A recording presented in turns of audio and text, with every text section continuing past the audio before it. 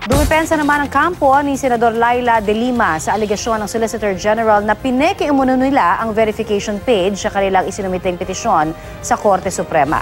Baitang hatid ni Lia Manyalak del Castillo.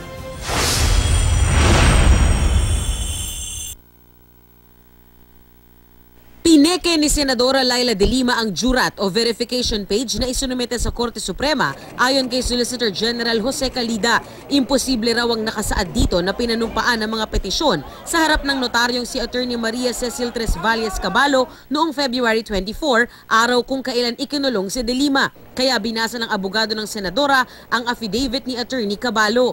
According to the lawyers here, they met at the CADG before she was brought to the stocking or the custodial unit where she is currently at. All the relevant transactions happened, Your Honor, at the CIDG. And I have here the affidavit and I will forward the court copies of the affidavit.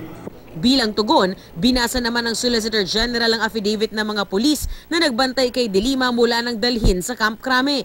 She was not seen signing any documents, affidavits, nor taking her oath in relation to any document before any notary public. Kaya maghahain daw sila ng mga bagong kaso laban kay De Lima at sa notaryo. Tinalakay rin ng mga mahistrado ang punto ng kampo ni De Lima na dapat sa Sandigan Bayan at hindi sa Muntinlupa RTC isinampa ang reklamo laban sa Senadora. In the case of respondent here, petitioner here, she is salary grade 31. The amount involved in the bribery is 10 million, 11 million. Yes, sir. More than 1 million. Yes, Your Honor. So it will not fall under the exclusive original jurisdiction of the RTC, definitely. Napag-usapan din kung bakit dumulog agad sa Korte Suprema ang Senadora. Are the rights of a senator superior to the rights of an ordinary citizen?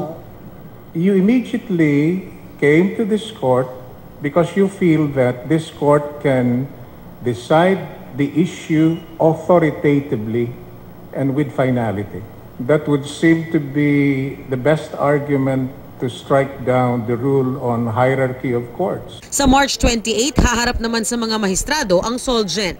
Lia Manyalak del Castillo, GMA News.